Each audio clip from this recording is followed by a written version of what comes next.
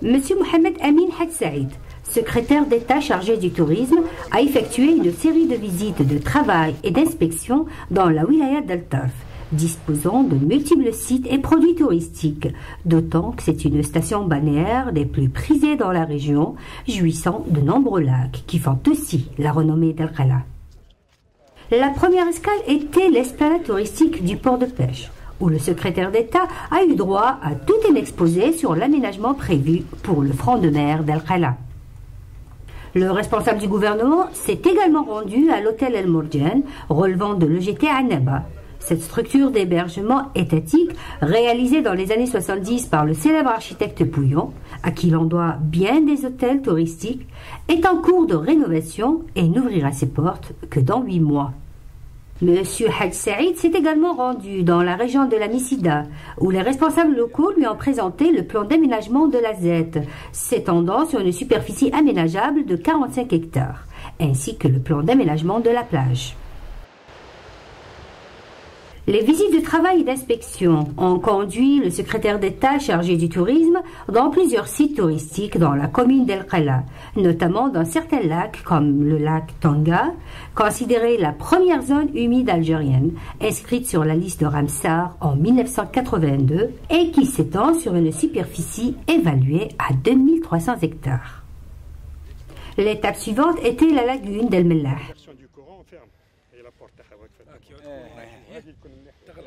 L'auberge de Tonga, le parc animalier de Brabtia, ainsi que la plage de Cap Rosa, où l'on a présenté le plan d'aménagement prévu pour cette plage. À la fin de cette visite, très instructive, le secrétaire d'État nous a déclaré: La wilaya de Taf est une wilaya d'excellence en matière de tourisme, mais alors là, de tourisme avec T majuscule.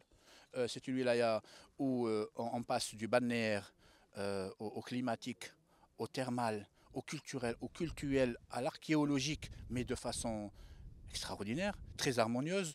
Mais c'est une wilaya, comme je l'ai toujours dit, qui a un dénominateur commun par rapport à toutes ces formes touristiques qui s'appelle l'écotourisme. C'est-à-dire qu'on ne doit pas appréhender touristiquement la wilaya de Tarf comme on appréhenderait la wilaya de Constantine. À titre d'exemple, pour que vous soyez... C'est une wilaya qui a ses spécificités et par conséquent, nous devons impérativement respecter ces spécificités, respecter cette beauté naturelle et ne pas être à l'origine de la dégradation de ces sites. Parce que le problème que nous rencontrons, sans citer de nom, dans les autres pays, c'est que les investissements ont altéré les sites grâce auxquels ils sont venus. Et en Algérie, nous ferons de sorte, et les autorités locales de la wilaya font un travail magnifique en ce sens, nous ferons de sorte que les professionnels réalisent des investissements touristiques en matériaux amis de la nature, en matériaux donc nobles, le bois et tout ce qui est réversible, mais aussi à ce que les investisseurs et les professionnels du tourisme réalisent des activités touristiques qui utilisent la diversité naturelle sans pour autant altérer l'écosystème. C'est très important. Et puis je finirai en vous disant qu'en Algérie, nous ne voulons pas développer n'importe quel tourisme. Nous voulons développer un tourisme qui prenne en considération la spécificité algérienne. Et je vous dirai aussi ce que j'ai remarqué tout à l'heure au niveau de la Z de Messida, c'est qu'en 10 ans, la tendance touristique, elle a complètement changé, elle a basculé. En 10 ans, nous avons remarqué qu'il y a un retour vers l'écotourisme au niveau mondial.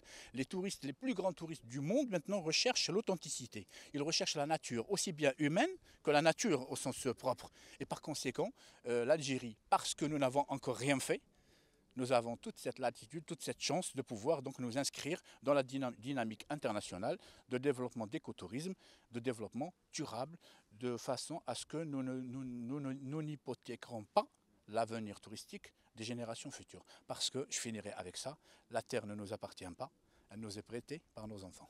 Je vous remercie.